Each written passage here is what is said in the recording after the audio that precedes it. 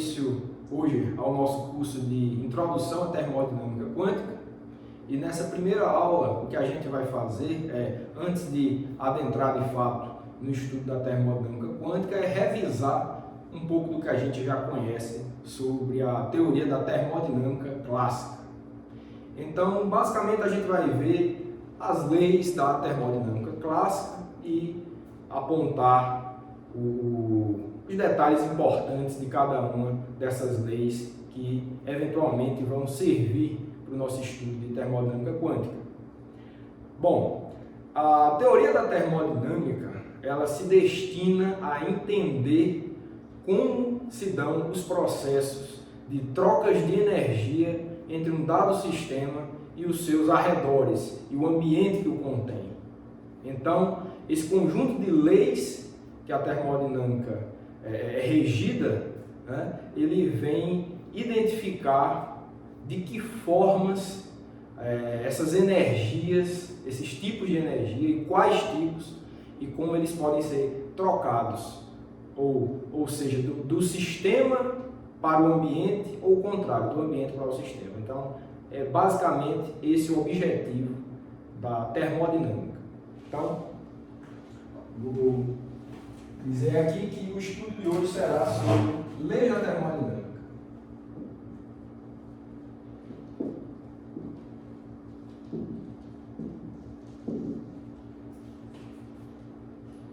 Bom, e é importante dizer que essas leis, né, nunca foi observados violações, né, experimentos que contestam de fato essas leis dentro do domínio de validade da teoria da termodinâmica. Tá? Então, é importante que para a gente enunciar essas leis, a gente entenda qual o domínio de validade dessas leis, ou seja, qual o domínio de validade de aplicação da teoria da termodinâmica.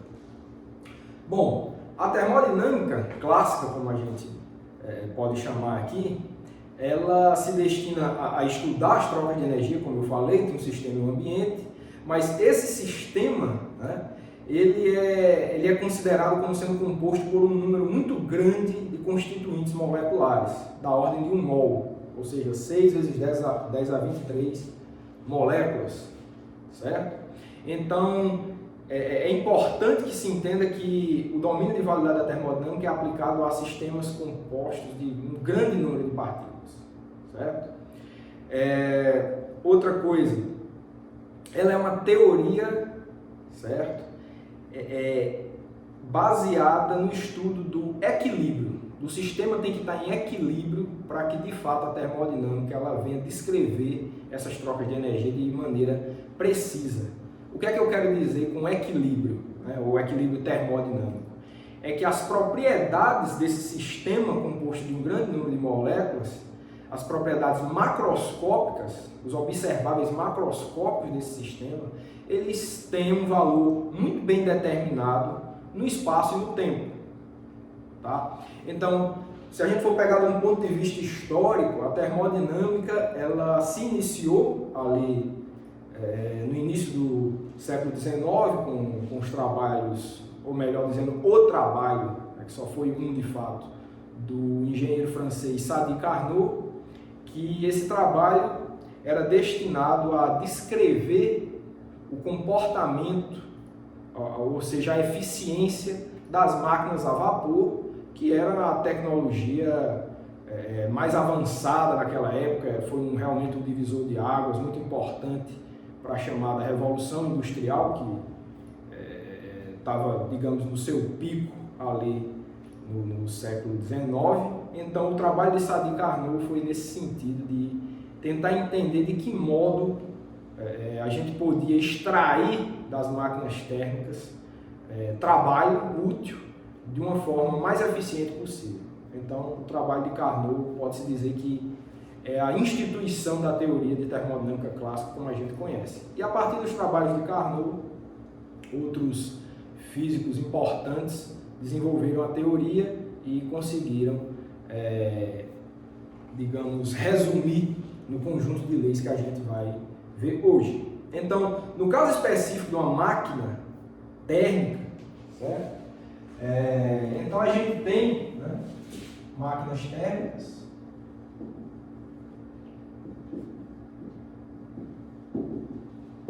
certo? A ideia de uma máquina térmica é colocar essa máquina, uma substância de trabalho em contato com reservatórios térmicos de uma forma muito engenhosa, de modo que as trocas de energia entre essa substância de trabalho, no caso um vapor, um gás, ela vai, a partir das trocas de calor entre esse gás e os reservatórios térmicos a que ela vai ser submetida, você possa extrair trabalho útil a partir das compressões e expansões desse gás. A ideia basicamente é essa.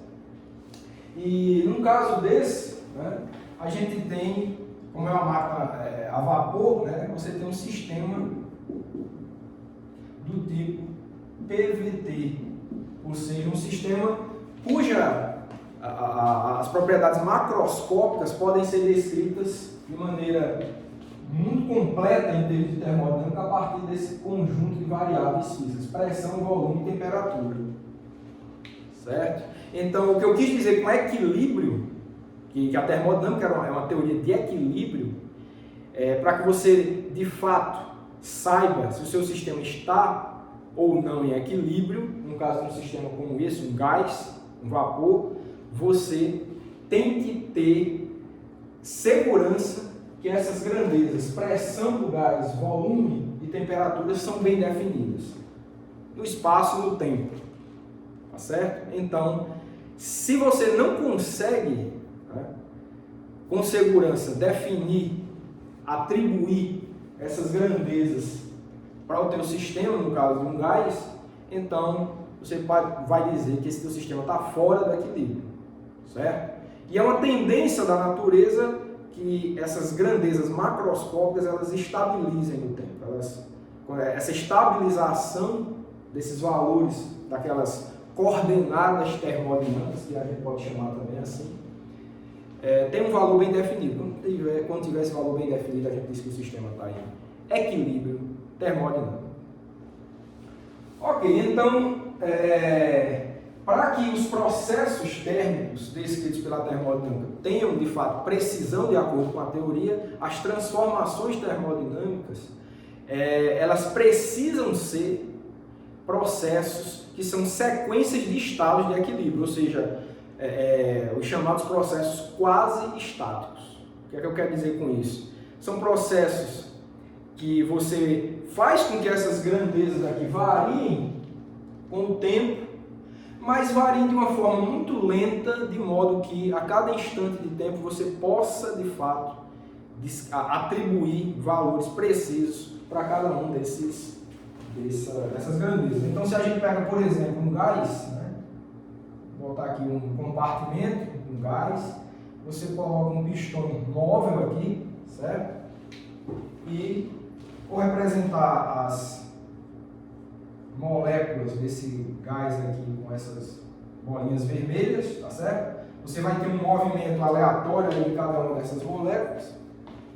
O fato é que a termodinâmica ela não está preocupada de como é a dinâmica individual dessas moléculas, mas está de fato preocupada com o macroscópio, com as propriedades macroscópicas, que seriam pressão, volume e temperatura. Tá? Então, o que eu estou falando para vocês, que o fato da termodinâmica ser uma teoria de equilíbrio, é que para que eu descreva um processo termodinâmico num sistema como esse aqui, eu tenho que ter a todo instante essas grandezas muito bem definidas. E para que isso ocorra, digamos, a movimentação desse pistão aqui, a movimentação de compressão e de expansão, ela tem que ser suficientemente lenta para que dê tempo a essas moléculas se organizarem, tá, de uma forma uniforme dentro do volume disponível, para que você o tempo todo possa atribuir uma pressão única para esse gás, um volume bem determinado e uma temperatura.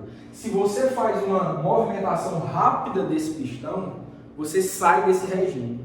Você sai do regime de equilíbrio. Você disse que seu sistema eventualmente visitou um regime fora do equilíbrio. Ou seja, se você tem um gás numa situação como essa, se você causa uma compressão rápida, é provável que inicialmente você tenha uma concentração de moléculas muito próxima, digamos, à parede do pistão, do que aqui. Leva um tempo para que o gás, digamos, se comporte de acordo com todas as moléculas recebam a informação dessa compressão rápida. Tá? Então, você tem uma variação de densidade dentro desse volume, então você não pode atribuir uma pressão única mais a esse gás. Então, de fato, para que o tempo todo você possa atribuir uma pressão, volume, uma temperatura única, esses processos têm que ser muito lentos, compressões ou expansões bastante lentas, e aí sim, essas são as transformações quase estáticas, que essas são precisamente descritas pela teoria da termodinâmica. Então, é nesse sentido que a gente tem que entender que a teoria da termodinâmica é uma teoria de equilíbrio, ou seja, processos infinitamente longos são necessários para que sejam descritos com precisão. Aí você pode dizer, mas não serve, se for rápido, então não serve. Bom, é importante a gente ter um parâmetro preciso, que é o caso de tempos infinitamente longos, e a termodinâmica ela dá sim algumas informações não tão precisas acerca dos processos rápidos, fora do equilíbrio, mas a precisão dela é para esse caso idealizado de processos infinitamente longos, que são os processos quase estáticos. Então, é uma característica importantíssima da termodinâmica, só está ligada a poucas variáveis. Você tem um sistema aí com um molde de moléculas, tá? E a termodinâmica ela vem com a simplicidade dela, descrevendo coisas importantes sobre o comportamento desse conjunto imenso de moléculas, somente a partir de um punhado de variáveis, né? Pressão, volume, temperatura, algumas outras, energia, entropia, vão aparecer ao longo do tempo, mas é um conjunto muito pequeno de variáveis que você consegue descrever muitas coisas sobre o comportamento desse teu sistema macroscópico. Então, eu diria que o charme da termodinâmica é conseguir estabelecer leis, e essas leis foram estabelecidas com base em observações experimentais. Tá? É uma teoria, pode-se dizer, fenomenológica, e essas leis, né, elas são descritas a partir de um conjunto muito pequeno de variáveis, e conseguir com isso descrever um sistema composto por um número imenso de constituintes microscópicos é realmente incrível. Então, acho que é o fato mais relevante a ser mencionado sobre a teoria da termodinâmica. E, bom, então tem esses domínios de validade, é uma teoria macroscópica, é uma teoria de equilíbrio e não descreve sistemas quânticos. Então, essa a motivação principal desse curso, é tentar tirar informações da teoria da termodinâmica que servem para sistemas clássicos, para a gente tentar investigar sistemas quânticos de um ponto de vista termodinâmico. Então, essa que é a ideia da termodinâmica quântica, fazer a junção dessas duas teorias que, em princípio, não tem muito a ver uma com a outra. Mecânica quântica com seus postulados muito específicos, certo? E a termodinâmica também com suas leis muito específicas, uma aparentemente sem conexão com a outra. Então, a ideia dessa teoria recente, desse campo emergente da termodinâmica quântica, que é a motivação desse curso, é tentar conectar essas duas teorias e uma ajudar no desenvolvimento da outra. Ver o que é que a junção, a tentativa da junção dessas teorias pode trazer de interessante para a gente, certo? Então, só enunciar essas propriedades, certo? Termodinâmica, né? Descreve sistemas macroscópicos. Ela é uma teoria de equilíbrio.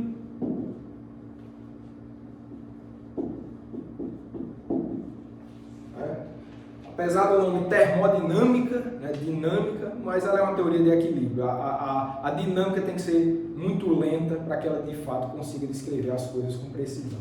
Né? E é uma teoria clássica, né? É uma teoria clássica. Está restrita a sistemas clássicos, né? Então, basicamente é isso que a gente pode dizer sobre termodinâmica. Tem, claro, precisa de um curso inteiro para que a gente tente, né, descrever a termodinâmica de uma forma completa, tá? Mas eu acho que as informações básicas que a gente precisa entender sobre a teoria, as propriedades básicas são essas aqui, tá? Bom, e agora, de fato, a gente vai enunciar, certo, as leis da termodinâmica, e posso adiantar que são reconhecidas 4 leis que regem a termodinâmica clássica, que são a lei zero, a primeira lei, a segunda lei e a terceira lei. Alguns atribuem uma 4ª lei, que eu posso talvez até mencionar no final, comentar um pouco, mas indiscutivelmente a termodinâmica ela tem 4 leis. E a primeira dessas leis é a lei zero, que eu quero discutir com você. Tá? Então, lei zero da termodinâmica.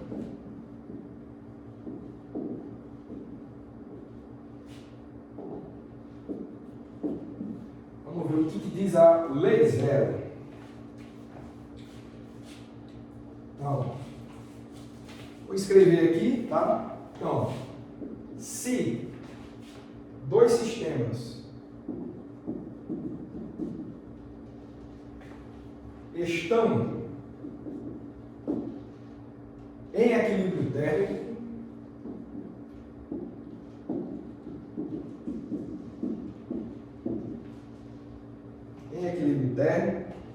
com um terceiro sistema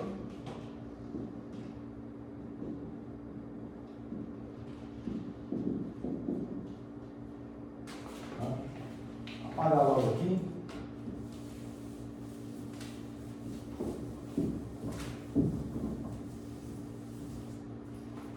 Então, se 2 sistemas estão em equilíbrio térmico com um terceiro sistema, então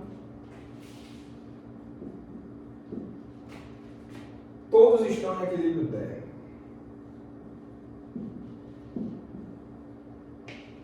Os 3, né? Em equilíbrio térmico.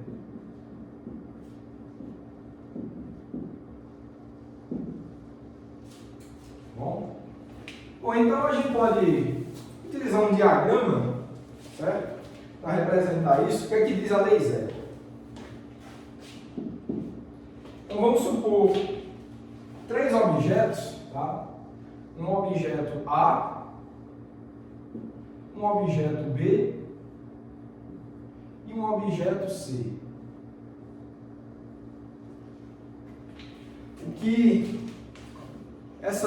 Em resumo, o que a lei zero diz é que se o objeto A está em equilíbrio térmico com o objeto C e o objeto B está em equilíbrio térmico com o objeto C, você pode inferir que o objeto A está também em equilíbrio térmico com o objeto B. Mesmo que eles não tenham contato nenhum, certo? O contato seja apenas entre A e C e B, se você garante que isoladamente A está em equilíbrio térmico com C e B está em equilíbrio térmico com C também, mesmo que estejam isolados, A e C também estão em equilíbrio térmico. Então, daí que surge o conceito de temperatura. É um número que você, é um escalar que você está atribuindo a essa equivalência de propriedades. Tá? Então, quando a gente pode adiantar aqui, quando o fluxo de calor cessa entre esses objetos aqui, é quando de fato o equilíbrio térmico é atingido. Então você atribui um número que é a temperatura a esse objeto, certo? Então você pode atribuir o mesmo número aos 3 objetos. E isso te permite definir o que a gente conhece como termômetro. A partir de uma propriedade macroscópica de um desses objetos, por exemplo, a altura de uma coluna de mercúrio, você pode vincular a altura da coluna de mercúrio com o número atribuído à temperatura. Então, é assim que a gente mede a nossa temperatura, né? Tem um termômetro, A gente espera o termômetro entrar em equilíbrio térmico com o nosso corpo e a partir da altura da coluna de mercúrio ela vai acusar, vai identificar que temperatura o termômetro tem e, consequentemente, você tem. Então, é basicamente isso que diz a lei zero. Bom, outra coisa importante que a gente pode falar a respeito da lei zero é que esses estados de equilíbrio, certo? Como eu falei, a termodinâmica é uma teoria de equilíbrio, ou seja, quando as variáveis macroscópicas, as coordenadas termodinâmicas, no caso de um gás, pressão, volume e temperatura, estão bem definidas, certo? Então, esses estados de equilíbrio, eles são unicamente caracterizados por uma chamada equação de estado. Equação de estado. O que é essa equação? É uma equação que vincula essas coordenadas termodinâmicas. No caso do gás, pressão, volume e temperatura. Então, essa equação de estado, né? Vamos escrever logo isso. Então, os estados de equilíbrio, tá? De equilíbrio caracterizam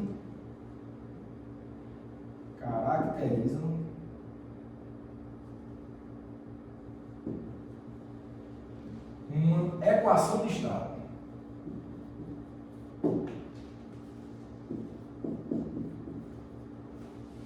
No caso, a gente, em geral, a gente vai ter para um sistema gasoso uma equação de estado do tipo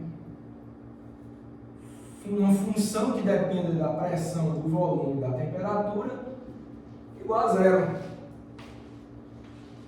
Certo? Então, se o sistema está em equilíbrio, ele tem pressão, temperatura e volume bem definidos, e existe uma equação de estado vinculando essas três coordenadas, essas três variáveis termodinâmicas.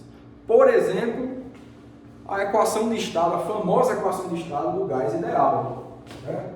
Então, exemplo. Gás ideal. Qual é a equação de estado? PV igual a NKBT, certo? Pressão, volume, temperatura, isso eu já disse para vocês. Esse N aqui é o número, às vezes é NRT, né? E eu estou escrevendo na forma Nzão KBT, porque aqui seria o número de moléculas, o número de partículas desse gás, e KB é a constante de Boltzmann. Tá? Então, quem conhecer mais a forma PV igual a NRT, esse N seria um N minúsculo, seria o número de mols do gás, e o R seria a constante universal dos gases. Isso aqui é o número de partículas, isso aqui é a constante de Boltzmann. Mas é a mesma equação. Tá bom? Então, obviamente, né, essa equação de estado aqui dos gases ideais tem esse formato. Né? Só você botar NKBT para o lado de cá, fica PV menos NKBT igual a zero. Então, tem esse. É um tipo de equação de estado. Se você quiser outra, uma mais sofisticada, que para os gases, que leva em consideração a interação entre as moléculas, o tamanho das moléculas, você tem a equação de estado de Van der Waals, que é vem aperfeiçoar, tá? Essa equação aqui, levando em consideração o tamanho das moléculas e a interação entre elas, interação de origem eletrostática em geral. Certo? Então, vou ter esse exemplo aqui que é conhecido de todos, mas para que se defina uma equação de estado para um sistema termodinâmico, é necessário que ele esteja em equilíbrio, ou seja, que esses valores de pressão, volume e temperatura estejam muito bem definidos. E transformações nesse gás ideal precisam ser lentas para que esses valores de pressão, volume e temperatura sejam bem definidos o tempo todo. Então, comprimindo um gás ideal, né? Comprimindo você vai, claro, aumentar a pressão, a depender do contato com o reservatório térmico, você vai ter variações aí de temperatura, certo? Mas para você traçar, por exemplo, um diagrama pressão-volume ou pressão-temperatura, quando você traça um diagrama desses é porque você já está subentendendo o teu sistema como sofrendo uma transformação quase estática, uma transformação de sequência de estados de equilíbrio que permitam que você trace o seu diagrama pressão-volume, pressão-temperatura. Bom, então é isso. Ainda explorando, né, um pouco dessa questão do equilíbrio, ainda estou falando da lei zero, tá certo? Então a gente pode explorar um pouco do conceito de variedade termodinâmica, né? O que é isso? Vamos ver. Então, temos as possibilidades, né? As possibilidades seria escrever uma equação do tipo P em função de volume e temperatura. A gente pode escrever o volume em função da pressão e da temperatura, né? E pode escrever, óbvio, a temperatura em função da pressão e do volume. Você escolhe como quer descrever a sua equação de estado, certo? Mas essas equações de estado, né, essa só é uma, né, mas uma equação de estado, por exemplo, como essa, ou outra que você queira, um sistema termodinâmico qualquer, ela especifica, né, uma dada variedade termodinâmica. Tá? O que é isso? Por exemplo, eu vou ainda utilizar o exemplo dos gases ideais para traçar o que seria, para esboçar o que seria essa variedade termodinâmica. Então você tem um eixo aqui para a pressão. Eu vou botar aqui um eixo para o volume, certo? E aqui entrando no quadro eu vou botar um eixo para a temperatura, certo? Vai ficar mais fácil com essa configuração eu desenhar ou tentar desenhar o que seria uma variedade termodinâmica para o gás ideal. Olha, como a gente percebe aqui, né, se eu vier com esse volume para o lado de cá da equação de estado, ele vem dividindo, então a dependência da pressão com o volume tem a cara de uma hipérbole, né? Uma função inversa aqui, né? Depende inversa, a pressão é inversamente proporcional ao volume, no caso do gás ideal. Então você tem, por exemplo, uma hipérbole, né, relacionando a pressão com o volume. Então a hipérbole tem mais ou menos essa cara, mas quando a gente olha da relação que existe entre a pressão e a temperatura, a gente nota uma relação linear, tá? Então, a pressão ela aumenta linearmente com a temperatura. E a gente pode utilizar esse fato para traçar essa superfície, não mais uma linha, mas uma superfície que descreva a relação entre pressão, volume e temperatura nesse caso. Mas se varia linearmente, né, então ó, a gente pode, vamos tentar entender aqui um crescimento linear, tá certo? Eu fiz uma curva aqui, deixa eu ver se eu consigo reproduzir, né? Consigo reproduzir aqui, mas vai ser mais ou menos uma superfície, tá, com essa característica aqui, certo? Mais ou menos assim. Vou aumentar um pouquinho o eixo da temperatura aqui.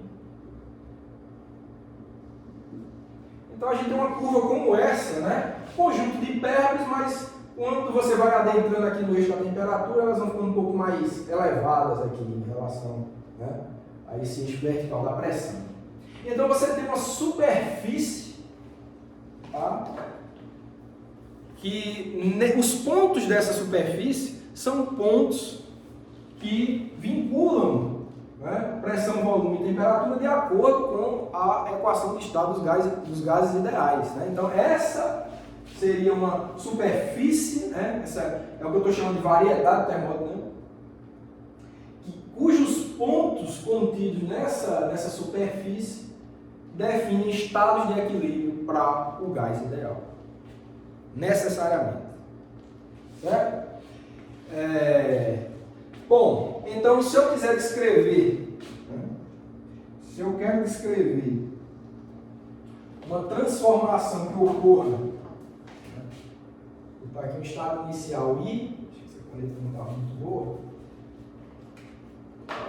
Então, se eu tenho um estado I inicial, para que seja bem descrito pela teoria da termodinâmica, uma transformação ela tem que ser um conjunto, uma sequência de estados de equilíbrio, uma transformação quase estática, como eu falei para vocês. Então, tem que ser um caminho contido nessa superfície, nessa variedade termodinâmica. Então, ele tem que ser um caminho que percorra essa variedade termodinâmica, a pontos dessa variedade, e cheguem ao seu destino, que é um dado estado final, né? Nesse caso aí, está diminuindo a pressão, né? Pode até manter a temperatura constante ou variar um pouco durante o percurso e aumentando o volume. Então, é uma transformação mais ou menos desse tipo. Certo? Então, esse tipo de transformação aí é precisamente descrito pela termodinâmica. Mas, óbvio que na natureza as situações não são essas. Nunca você vai ver um processo infinitamente lento. Os processos, em geral, eles têm um tempo finito para ocorrerem. E quando isso acontece, digamos, uma compressão rápida de um gás ideal, você não vai durante esse... No início você tem um estado de equilíbrio, você comprime, esse gás vai ter uma resposta esquisita, né? Alguns locais desse gás vai estar com uma densidade maior do que outro, vai ter uma região que vai ter uma temperatura maior do que outro. O volume, tudo bem, esse vai estar bem determinado o tempo todo, né? Você tem um volume em função do tempo, mas temperatura e pressão não. Então você não tem como atribuir valores precisos de temperatura e pressão o tempo todo. Aliás, você não tem como atribuir de fato nada, né? Porque em relação à temperatura e pressão, você não pode nem falar sobre essas coisas, porque como tem valores distintos em relação às porções desse gás, então você não tem como atribuir pressão e volume a isso. Então, se você esperar um pouco de tempo, esse gás vai recuperar o equilíbrio termodinâmico para a nova configuração, mas esse intervalo de tempo aí, decorrido entre o início e o fim, você não tem muito o que falar sobre o que aconteceu com esse gás, né?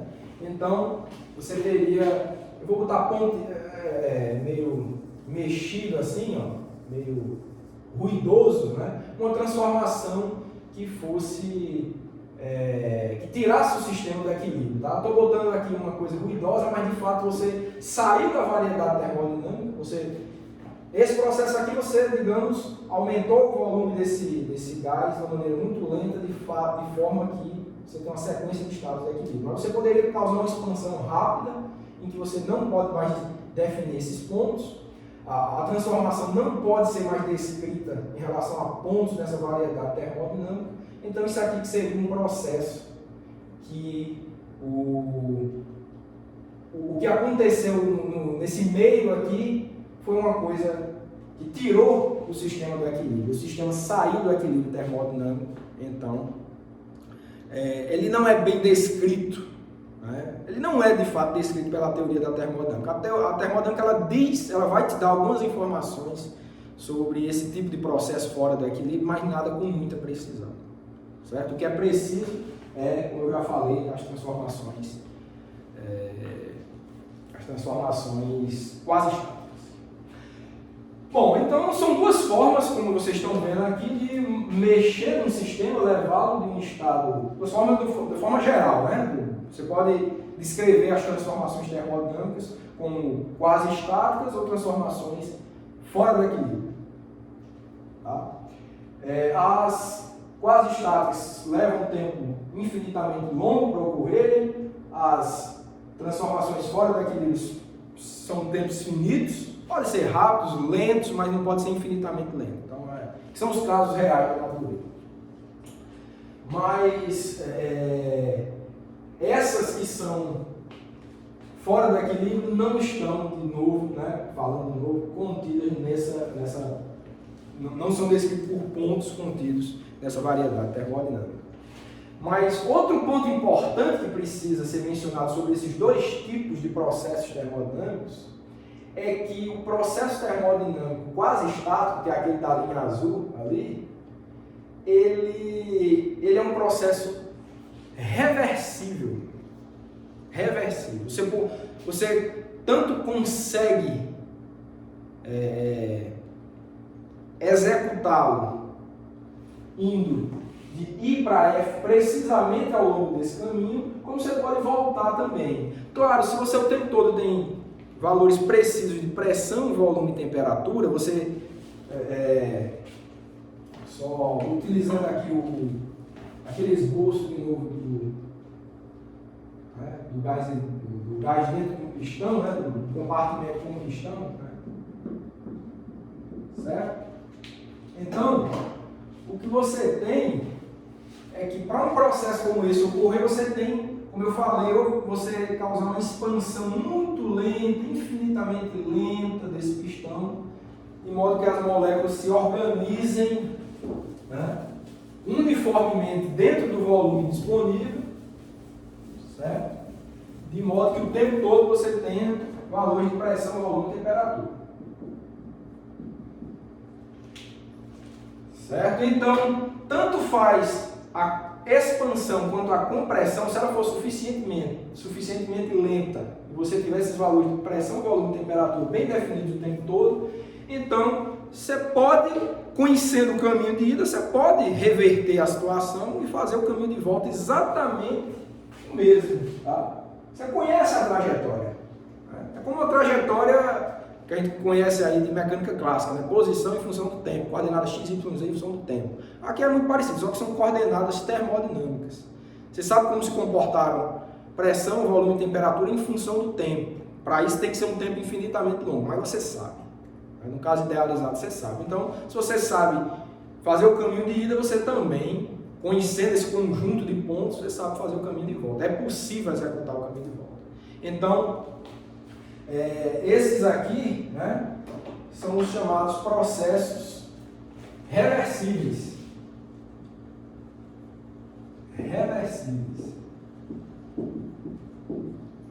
São os quase estáticos.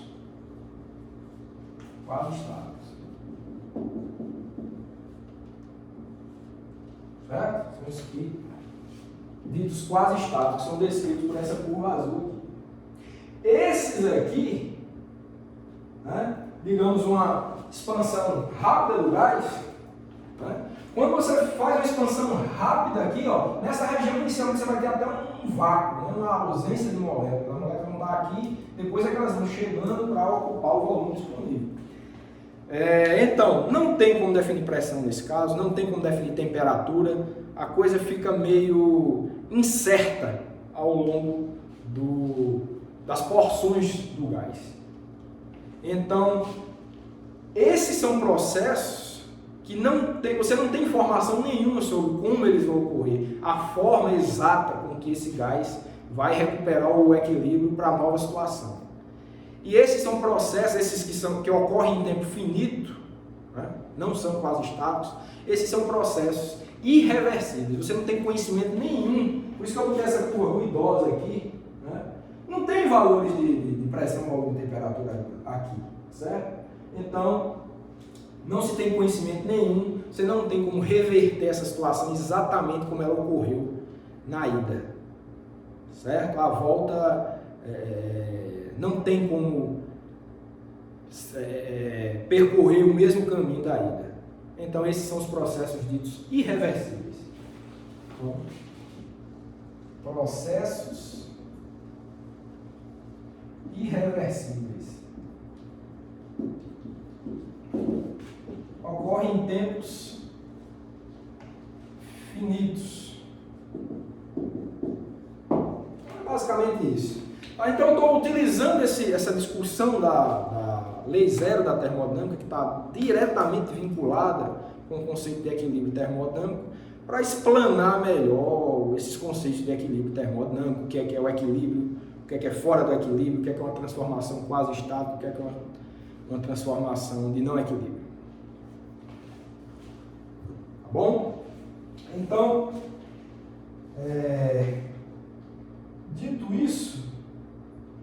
a gente pode passar a falar agora sobre a primeira lei da termodinâmica.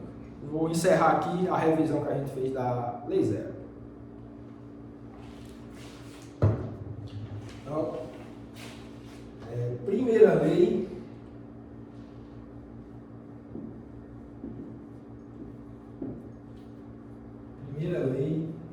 da termodinâmica.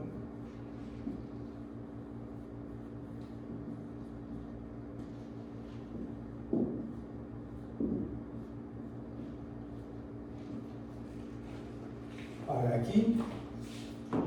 Vamos ver o que é que diz a primeira lei.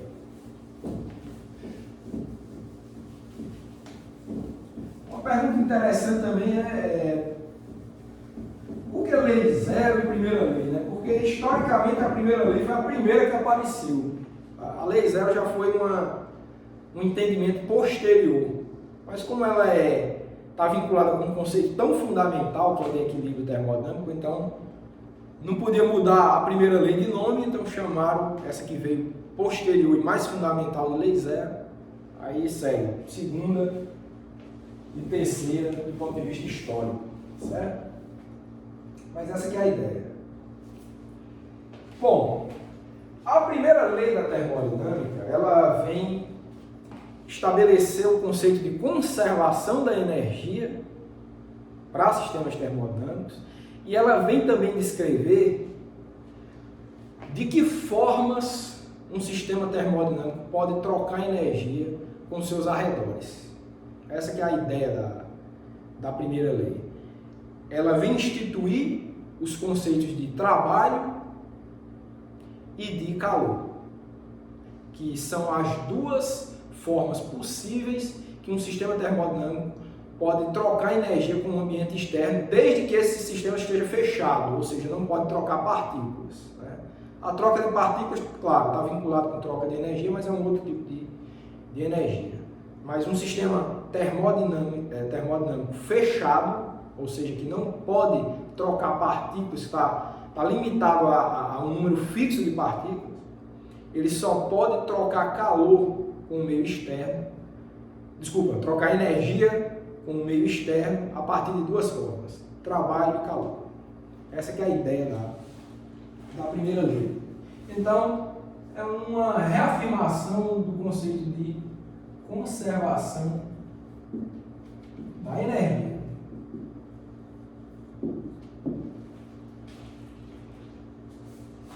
Bom, se a gente chama a energia interna de um sistema termodinâmico, então o que a primeira lei diz é que uma variação infinitesimal da energia interna, certo? Vou botar aqui, energia interna do sistema, ela vai ser igual a uma variação de trabalho, certo? Mais a variação de calor. Aqui é o trabalho. E esse daqui é o calor. Uma coisa que eu vou chamar a atenção aqui, então isso é um processo termodinâmico infinitesimal. Dado um processo termodinâmico infinitesimal e esse sistema termodinâmico tem um número fixo de partículas, a variação de energia interna desse sistema é dada por essas duas formas possíveis. A variação do trabalho e a variação infinitesimal do calor. O que pode ser chamado a atenção aqui é por que eu botei essas barrinhas nas diferenciais de trabalho e de calor e não botei essa barrinha na diferencial de energia interna. Primeiro, do ponto de vista matemático, quando não tem a barrinha, você diz que essa aqui é uma diferencial exata, e quando tem a barrinha, você diz que é uma diferencial inexata. Isso é um conceito matemático. Tá, mas que consequência física esses dois conceitos têm? São as seguintes. Quando uma grandeza, uma variação infinitesimal de uma grandeza, ela, do ponto de vista termodinâmico, ela se dá através de uma diferencial exata, você diz que essa grandeza ela é uma função de estado. Tá, e o que é que tem de mais nisso? Tem de mais que é o seguinte, dada a transformação termodinâmica, o valor da variação dessa função de estado, no caso aqui a energia, ela só depende da condição inicial do sistema e da condição final do sistema. Ou seja, não interessa como esse sistema, o modo com que esse sistema saiu do estado inicial e foi parar no estado final. Pode ser das formas mais variadas possíveis, mas a variação desse valor é a mesma. Então, no caso de energia, se você tem um sistema termodinâmico em equilíbrio, numa situação de equilíbrio inicial, você mexe nesse sistema, vai passar por uma transformação, vai parar no estado final. Você tem um estado termodinâmico inicial e estado termodinâmico final. Não interessa como ocorreu essa transformação. O valor dessa variação de energia interna só depende da energia final e da energia inicial. É um menos o outro e ponto final. Não interessa como ocorreu. E diferentemente, trabalho e calor, cujas diferenciais são inexatas, são grandezas que não são função de estado, nem calor, nem trabalho são funções de estado, e diferentemente da energia, isso quer dizer que são funções que dependem do caminho. A quantidade de trabalho realizado, ou seja, a troca de energia na forma de trabalho entre o sistema e o ambiente, depende do modo com que essa transformação ocorreu. E mesma coisa o calor. As trocas de calor entre o sistema e o ambiente, o valor depende de qual caminho, de qual processo. Você pode pensar nisso daqui, ó. Esse é um caminho. Tá? Pronto, acho que essa figura foi boa não ter deixado. Ó. A variação de energia entre o estado inicial e o estado final depende só da energia inicial e da energia final. O delta E, a variação de energia, é a energia final vezes a energia inicial. Agora, o trabalho trocado numa transformação como essa, tá, vai ser diferente do trabalho de uma transformação que vá por um caminho diferente, mesmo que os pontos inicial e final sejam os mesmos. E mesma coisa com o calor, tá certo? Então, essa barrinha ali nas diferenciais de trabalho e de calor indicam dependência do caminho, no fim das contas. São grandezas que dependem do caminho, não são funções de estado. Ou seja, dado um estado termodinâmico, você não atribui um valor para o trabalho, um valor para o calor, você atribui para a energia. Tá? Qualquer ponto dessa variedade termodinâmica aqui, dessa superfície, o desenho de vermelho aqui, tem uma energia atribuída a esse ponto, ou seja, é uma função do estado. Agora, trabalho e calor não é uma função do estado, é uma função que está vinculada à transformação. Em resumo, é isso. Então, que fique claro esses detalhes. Bom, e diferenciar um pouco entre trabalho e calor, né? O trabalho é a troca de energia entre o sistema e o ambiente de uma forma controlada, né? O trabalho ocorre, um trabalho de uma transformação ocorre a partir de variações controladas que você realiza nas coordenadas generalizadas do teu sistema. Por exemplo, variando o volume de um gás. Tá? E as trocas de calor são a variação de energia não controlada, né? Aquela que não está em suas mãos, muitas vezes impedir esse fluxo, a forma com que energia é dissipada para o ambiente, o que o ambiente botou energia no sistema. Então, quando a gente definir uma grandeza chamada entropia, ainda na aula de hoje vai ficar mais fácil definir o que é calor, mas em resumo, trabalho é uma variação de energia acompanhada de uma variação das coordenadas generalizadas do sistema. E calor é uma variação de energia acompanhada de uma variação de entropia, que essa função entropia, eu posso adiantar, que é uma grandeza que está vinculada ao grau de desordem do sistema. Se você mexe na configuração, no ordenamento da estrutura molecular mesmo daquele sistema, você diz que a entropia variou e a energia que varia acompanhada dessa variação configuracional é o que a gente chama de calor. Em resumo, é isso. Tá? Bom, então, tendo especificado essas coisas, né? Vou chamar essa aqui de equação 2, né? Aquela lá da função de estado, se você quiser, pode chamar de equação 1. E estudando um pouco o trabalho, tá?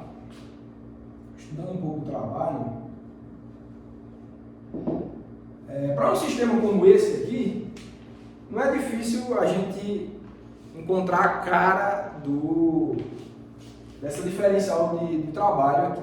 Tá? Trabalho, né?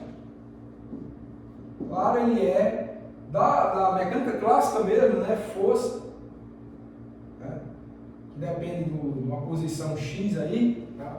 Vezes um diferencial de X. Tá? A gente pode usar esse desenho aqui, ó, tem o eixo X, certo? E, digamos, o trabalho externo que você realiza, né? Você pode botar uma força aqui, ó, para causar, por exemplo, uma compressão desse gás. Tá? Então, o trabalho externo realizado sobre o gás vai ser o produto da força, dessa função da posição força, vezes a diferencial do deslocamento, né? Diferencial de posição. Né? E, claro, força ela é escrita como pressão sobre área, vezes área, né? Pressão é força sobre área e a força é pressão vezes área. Essa área aqui é a área de atuação da força, pode ser a área dessa superfície aqui do pistão, tá certo? Então, se for causar um deslocamento aqui dx, infinitesimal dx, o produto da área vezes o deslocamento dx vai ficar uma variação infinitesimal de volume, um dV. Né? Então isso aqui vai ser pressão vezes diferencial de volume. Tá? Ok, então, no fim das contas, né? Vou apagar aqui. No fim das contas, a gente encontrou como que esse trabalho ocorre. Né? Esse trabalho diferencial ocorre.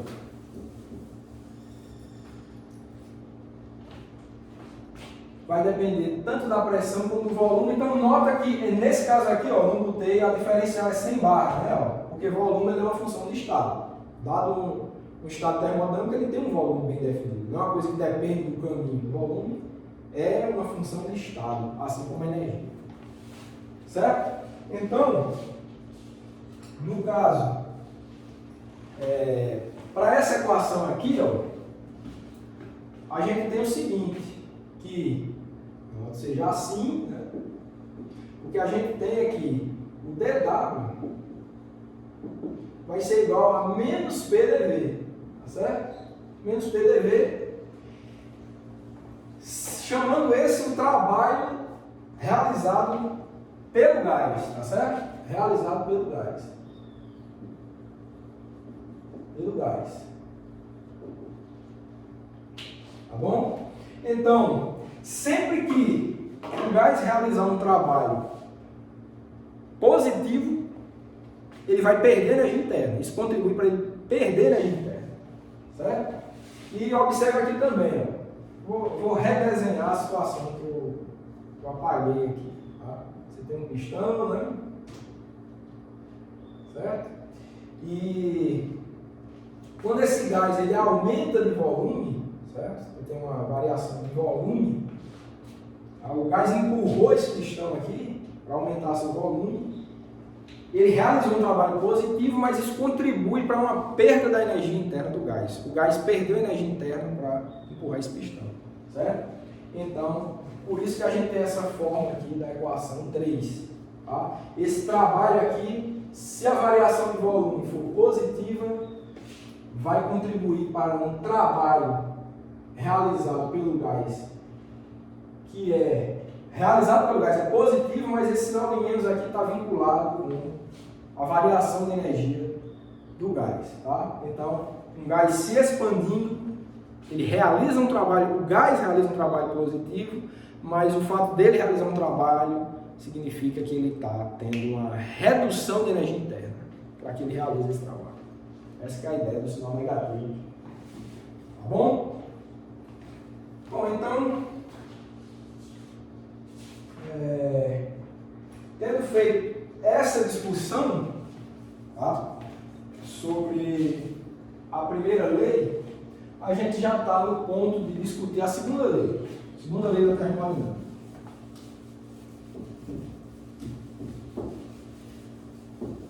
Se a primeira lei está vinculada com o conceito de energia, como vocês viram, que é uma função de estado, a segunda lei vai estar vinculada com um conceito de entropia, que é outra função de estado, que eu já mencionei hoje para vocês, mas vamos ver com mais detalhes o que diz a segunda lei. Bom? Segunda lei.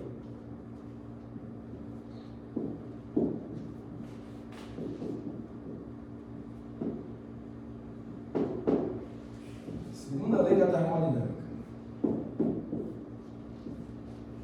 Bom, o que a gente viu de interessante nessa equação 3 foi o seguinte, ó, a gente tem uma diferencial inexata do trabalho e a gente pode escrever como uma diferencial exata do volume, né?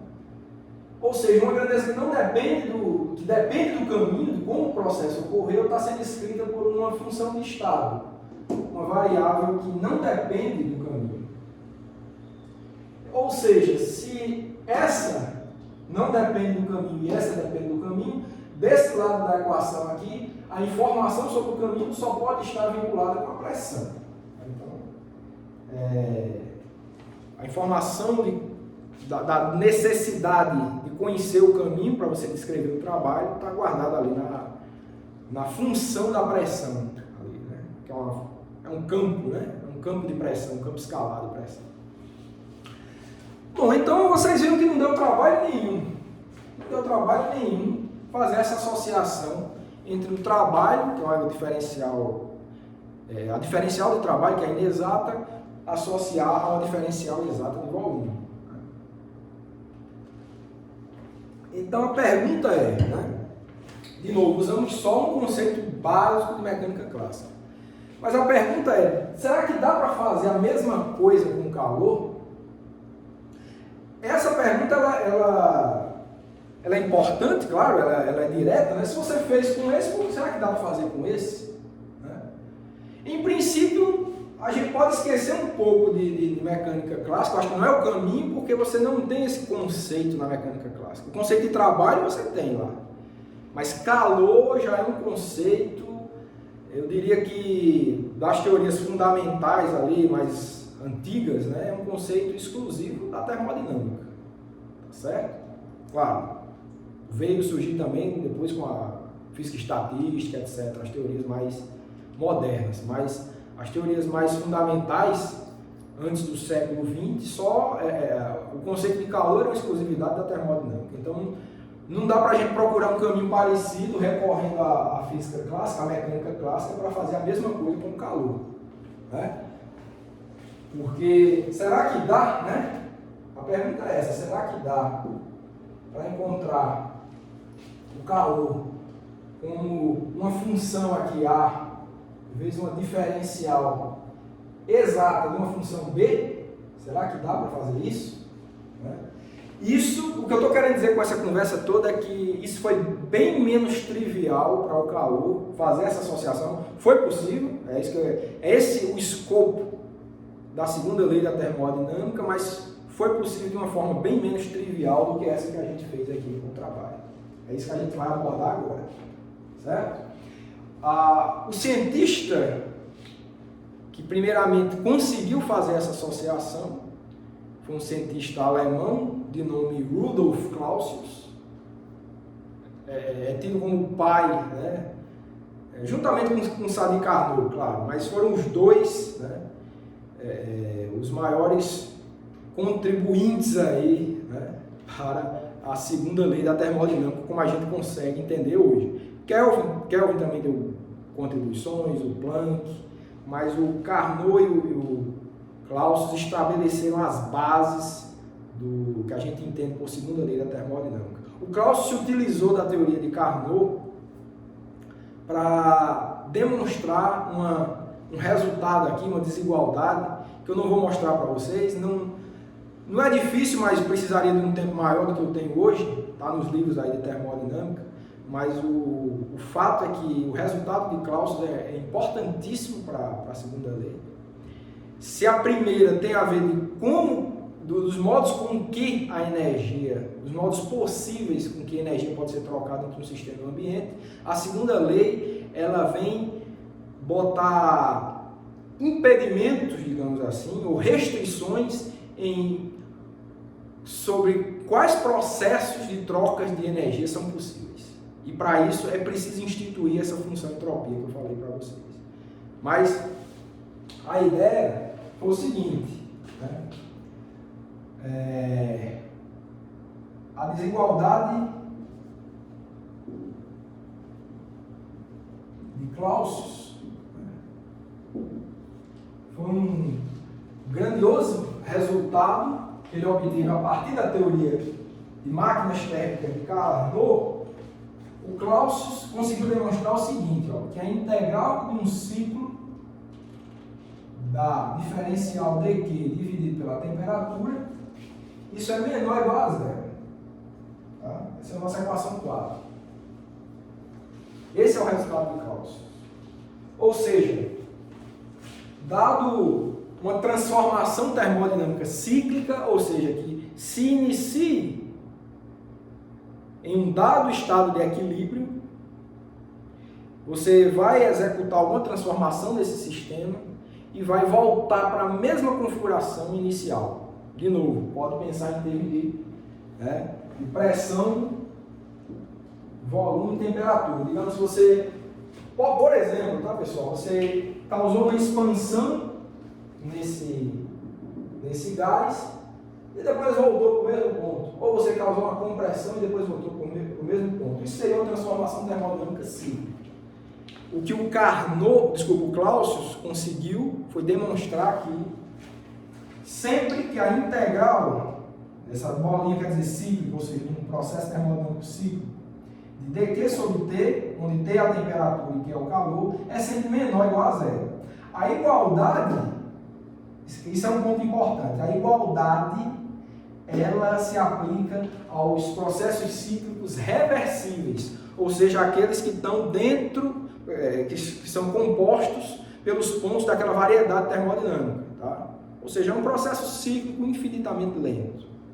Aí é válida a igualdade, a integral vai dar igual a zero.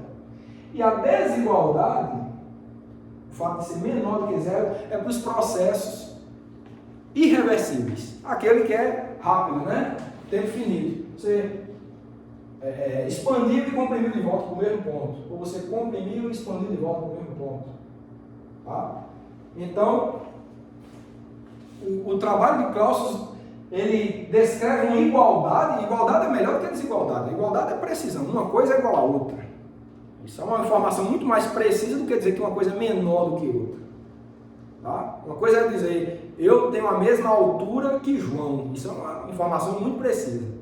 Agora, dizer que eu sou mais alto que João, fica vago, né? O quão pequeno João é. Então, é uma informação menos forte do que uma igualdade, claro. Né? Então, de novo, esse resultado é fortíssimo para um processo reversível, tá? Que é a igualdade, mas dá uma informação importante para os processos irreversíveis. Não tão preciso quanto o processo reversível, mas um fato importante. Né?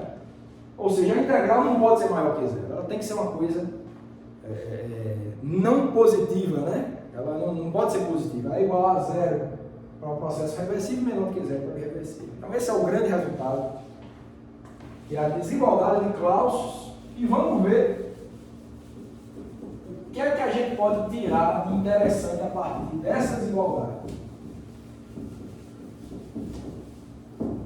Vamos lá. Vou apagar aqui também, já para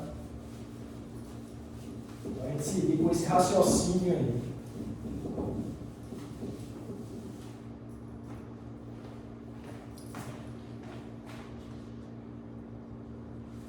Bom,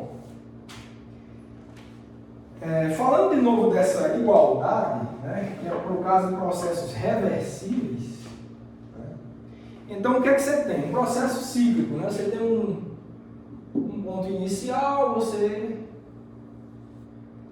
percorreu um caminho aqui reversível do KR, aqui, reversível, conseguiu voltar para o mesmo estado inicial, e você viu que essa integral aqui, né, ela dá igual a zero.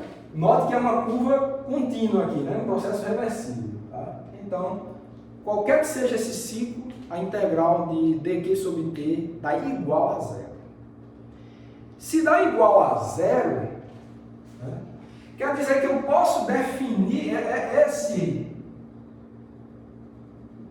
termo aqui, né, esse integrando aqui, né, ele pode ser definido como uma diferencial de uma função de estado. Posso definir uma função de estado a partir daquilo ali, por conta da igualdade, tá certo?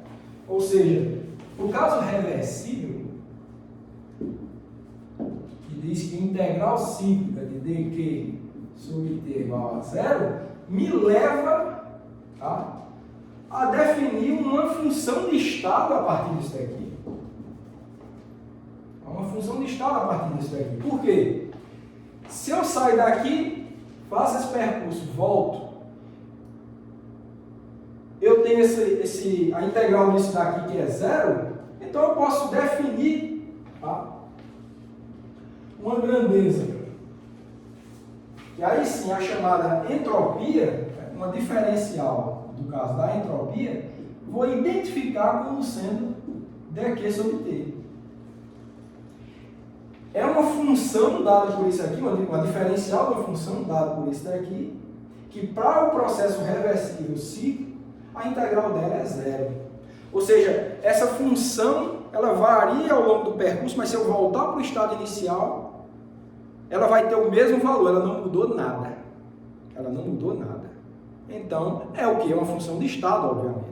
Não interessa por onde eu vá. Se eu volto para onde eu estive, eu tenho o mesmo valor para aquela função que eu tenho inicialmente, que eu estou definindo dessa forma, a diferencial dela. Tá? Então, é porque ela é uma função de estado. Obviamente, a mesma coisa é a energia, né? Se eu tenho um sistema que eu atribuo uma energia de 10 joules para ele, faça a transformação que eu quiser. Se eu volto, depois dessa transformação toda, para o mesmo estado inicial, qual é a energia desse sistema? Se é o mesmo estado inicial, é 10 joules. Então, está claro que a energia é uma função de estado, ela tem que satisfazer essa regra. Volume, que também é uma função de estado. Aumento, diminuo, comprimo, expando, voltei para o mesmo estado inicial. Qual é o volume? É o mesmo inicial. O volume é uma função de estado. Aqui, mesma coisa. Transformação cíclica, não interessa qual é o caminho que eu tomei para executar essa transformação cíclica. Essa diferencial dq sobre t é sempre igual a zero, ou seja, essa grandeza, S aqui, eu estou chamando de entropia, Clausius batizou de entropia, é uma função de estado. Um processo cíclico reversível, importante que se diga que seja reversível, a entropia, né, você tendo definido dessa forma, né, a entropia ela é uma função de estado, tá certo? Então, fica sendo definida dessa forma. Eu vou botar a equação 5 aqui para essa grandeza. Então, ficou definido dessa forma e aí a gente tem que, de novo, não foi trivial como no caso do trabalho, mas você consegue da mesma forma escrever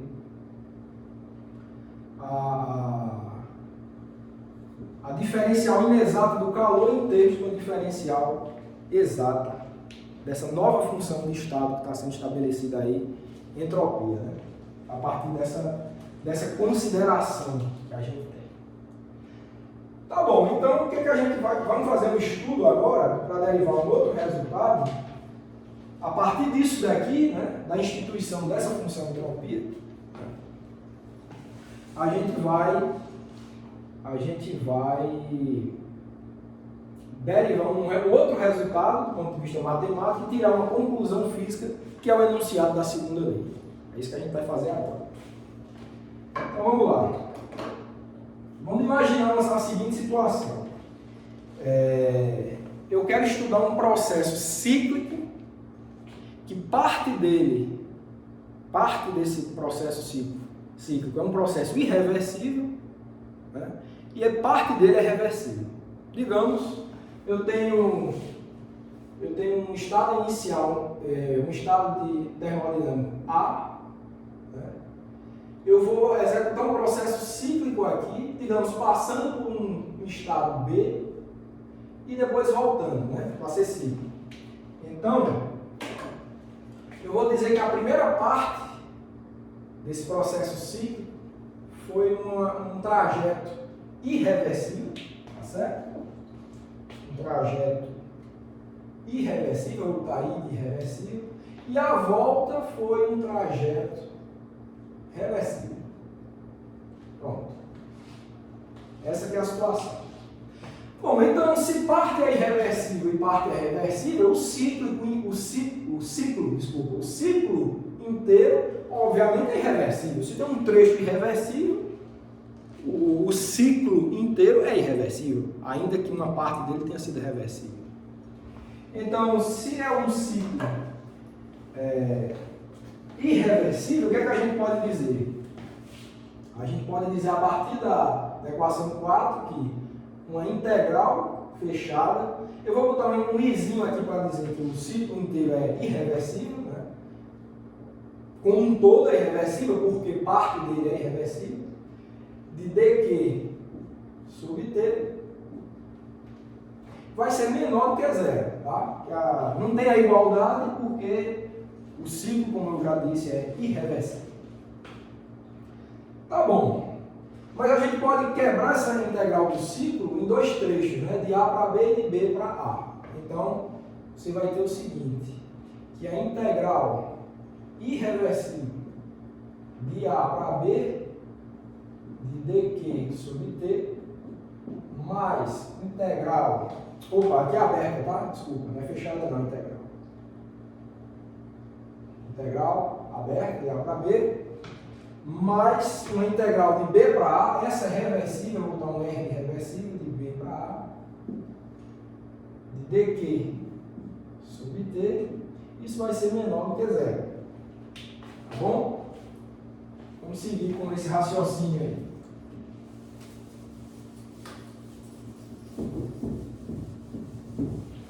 Bom,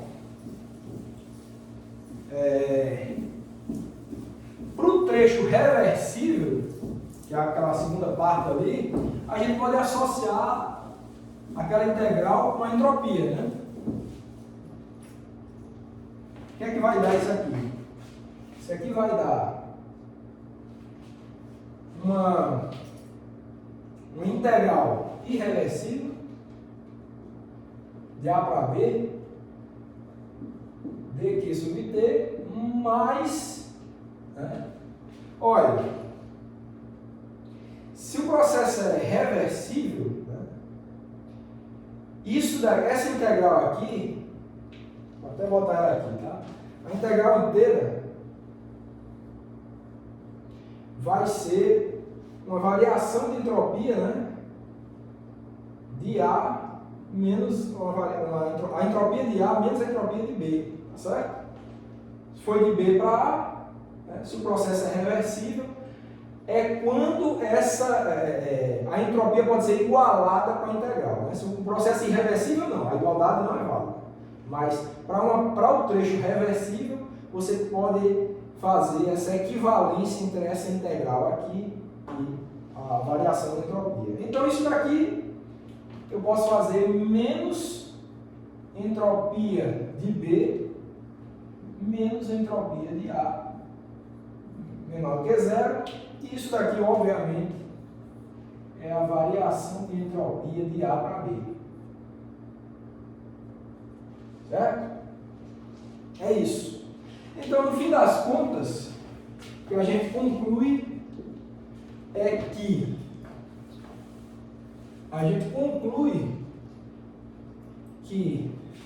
variação de entropia de A para B ela vai ser maior, certo? Ou igual, né? Ali está só o maior, mas deixa eu escrever que vocês vão ver. Do que uma integral de A para B dq sobre t. Olha, eu nem botei o maior, é o caso que seja a transformação irreversível que estava aqui, e eu botei o igual aqui para contemplar o caso em que o processo é reversível inteiro, tá certo?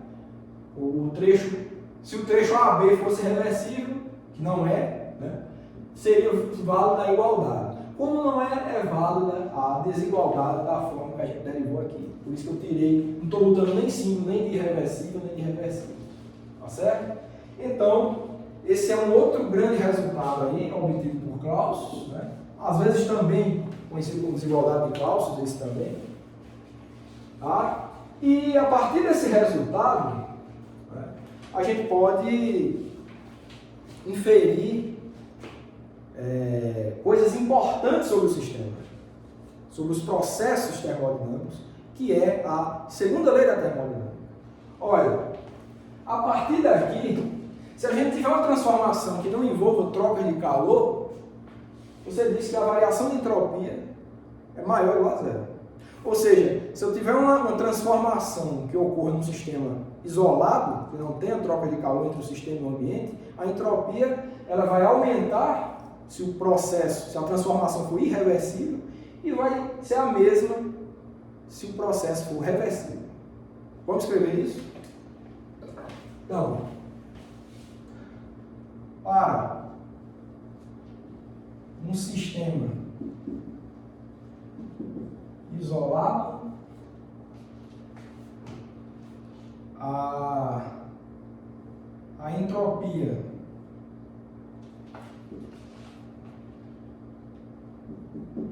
aumenta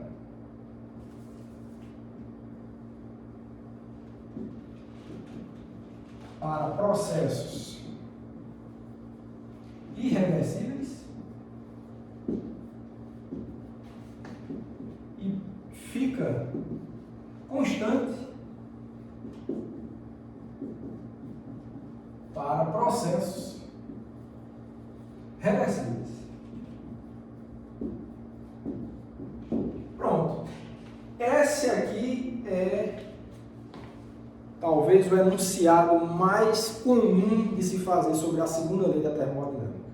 Dado o sistema isolado, que ocorre uma transformação nele, a entropia vai aumentar necessariamente se a transformação for irreversível e vai ficar a mesma se a transformação for reversível. A entropia ela nunca diminui. Nunca diminui. Certo?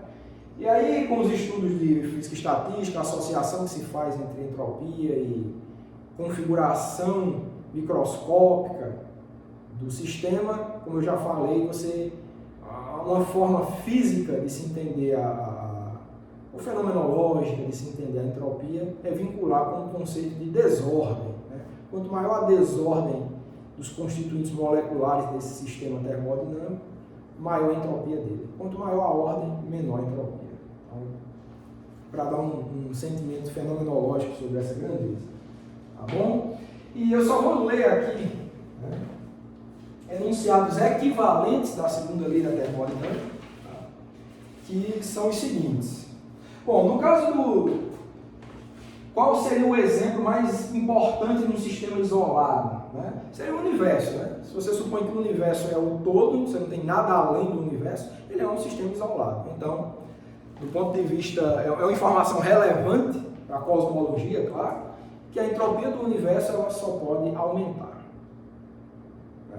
Uma vez que processos irreversíveis, óbvio que estão ocorrendo dentro do universo, isso é inevitável, então a entropia do universo, de fato, só aumenta. Certo? Então esse é um fato relevante, né? Uma teoria que a gente falando de gases, e a gente pode começar a tirar informações de cunho universal. Tá? Bom, outros enunciados, por exemplo, o enunciado de Kelvin Planck diz que nenhum processo é possível cujo único resultado é a extração de energia de um banho térmico e a conversão de toda essa energia em trabalho. Tá? Não é tão trivial tirar essa informação daqui, mas eu quero que vocês compreendam que isso é um enunciado equivalente. Você consegue extrair esse enunciado que eu li com base nisso que foi derivado aqui. Tá? E tem um enunciado famoso também de Clausius que diz o seguinte: nenhum processo é possível cujo único resultado é a transferência de calor de um objeto frio para um objeto quente. Também é um outro enunciado famosíssimo da segunda lei da termodinâmica, que se equivale a esse daqui. Você consegue... A segunda lei tem, que eu saiba, aí, mais de uma centena de enunciados distintos, mas todos equivalentes entre si. Eu diria que esse é o mais famoso, tá? Ou um dos mais famosos, então por isso que eu resolvi escrever esse, tá bom? Bom, então essa é a mensagem da segunda lei. E para finalizar, eu vou falar para vocês sobre a terceira lei da termodinâmica, que também tem a ver com o conceito de entropia, tá bom? Então vamos falar sobre a terceira lei da termodinâmica rapidinho para a gente fechar essa nossa primeira aula.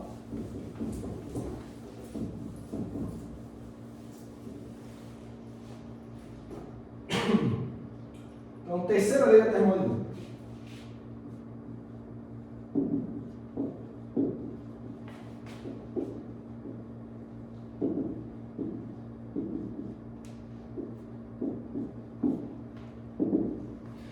A lei foi proposta inicialmente por um cientista chamado Nernst, muitas vezes é chamada lei Nernst.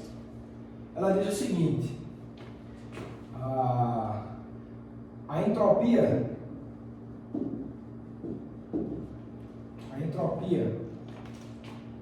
de um sistema a temperatura zero, né, zero absoluto, é nula. Tá? Ou seja, entropia igual a zero. É basicamente isso. Ela institui um referencial para a entropia. Tá? É uma função de estado e se você está atribuindo o valor nulo de entropia para uma configuração tal que a temperatura do sistema é o zero absoluto, então a partir disso é possível que você atribua valores para a entropia para estados que não sejam com temperatura finita, no caso, né? Não nula, certo? Temperaturas positivas.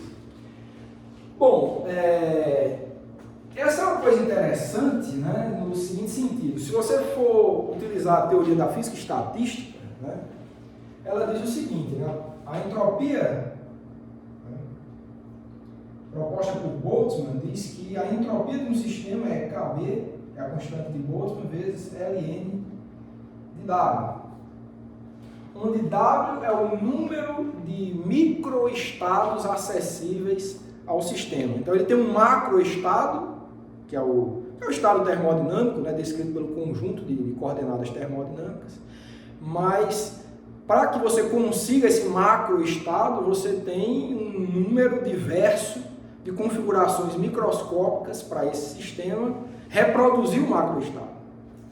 E essas configurações microscópicas são chamadas de microestados.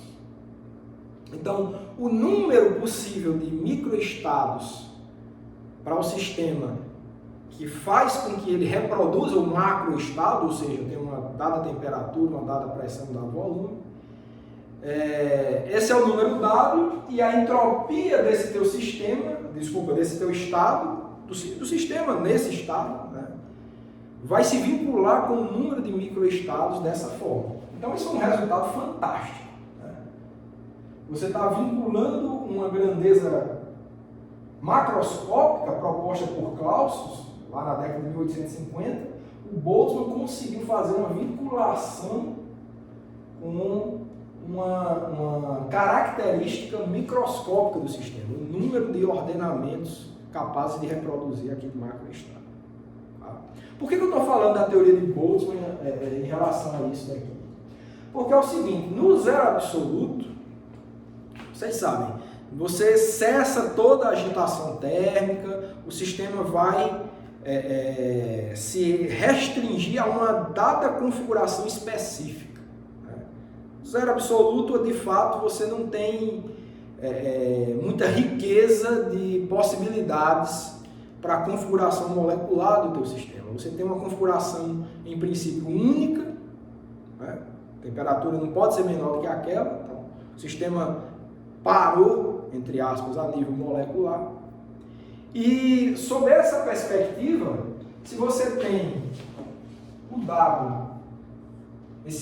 essa única configuração, esse único microestado acessível ao sistema no zero absoluto, né, então você conclui, né, que a entropia, obviamente, só pode ser zero.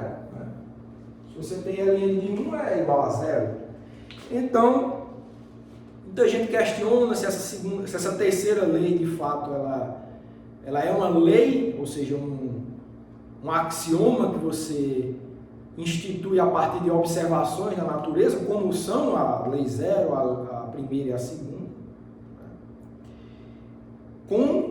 Você pode até, voltando um pouco da segunda lei, você não mostrou, aqui não derivou, mas aquela primeira desigualdade de Clausius lá, ela foi derivada com base na observação do Carnot, que é uma observação que tem um fundamento fenomenológico. Então, essas primeira, segunda, a lei zero, a primeira e a segunda, são leis fenomenológicas. Tá? Apesar de você descrever com equações matemáticas, mas são leis fenomenológicas.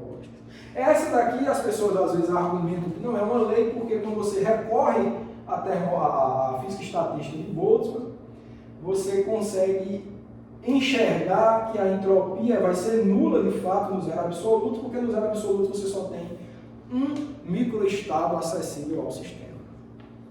Então, mas enfim, o enunciado é esse. E outra coisa que precisa ser dita é que, do ponto de vista de mecânica quântica, ela é uma lei questionável, porque se um sistema quântico, mesmo no zero absoluto, né, na ausência de excitações térmicas, mas você tem uma coisa chamada degenerescência. Né? Uma partícula, por exemplo, com spin, né, up ou down, mesmo que ela esteja parada, mas são dois estados ali, às vezes, dependendo do hamiltoniano desse sistema, spin up e spin down, não vai ter alteração de energia configuracional nenhuma. Né? Mesmo a temperatura zero, você pode ter spin up e spin down. Então você teria dois microestados possíveis, mesmo o sistema estando a temperatura zero. Então essa dupla possibilidade, essa degenerescência dupla, né, acarretaria dois microestados acessíveis e uma entropia não nula. Então a questão da terceira lei realmente ela é algo exclusivo da termodinâmica clássica. Né? Quando você parte para a termodinâmica quântica, existem argumentações desse tipo ainda acontecendo por aí. Bom, pessoal, era essa explanação geral que eu queria fazer sobre a teoria da termodinâmica e as suas 4 leis que a regem. Tá? Algumas pessoas também atribuem uma 4ª lei à termodinâmica, que são as relações recíprocas de Onsager, que já é um primeiro passo para fazer um estudo de transformações fora do equilíbrio, ou seja, utilizando as variáveis da termodinâmica, fluxos ou variações dessas grandezas termodinâmicas. Se o sistema não estiver muito longe do equilíbrio, tem algumas informações que você pode tirar. O Lars Onsager foi o primeiro a fazer um estudo matematicamente robusto em relação a isso, então as pessoas às vezes dizem que as relações recíprocas de Onsager são a quarta lei da termodinâmica. Tá? Não abordei aqui por causa do tempo, mas recomendo, inclusive, quem tiver a curiosidade, fazer uma leitura sobre as relações recíprocas de Onsager. Deu o prêmio Nobel de Química por Onsager, acho que na década de 60. Então, também é um trabalho importantíssimo em termodinâmica e, repetindo, foi um primeiro passo, ali, um dos primeiros passos em relação a se fazer um estudo de transformações termodinâmicas fora do equilíbrio, igualdades ao invés de desigualdades para processos fora do equilíbrio. A termodinâmica só tem desigualdades, como eu já falei, são informações fracas para transformações irreversíveis fora do equilíbrio. Então, a termodinâmica de não equilíbrio, juntamente agora mais recentemente com a termodinâmica quântica, busca igualdades, né? Informações fortes em relação a transformações fora do equilíbrio que não são fornecidas pela teoria clássica da termodinâmica. Bom, a mensagem de hoje que eu tinha para vocês era basicamente essa. Eu vou aguardar vocês na próxima aula.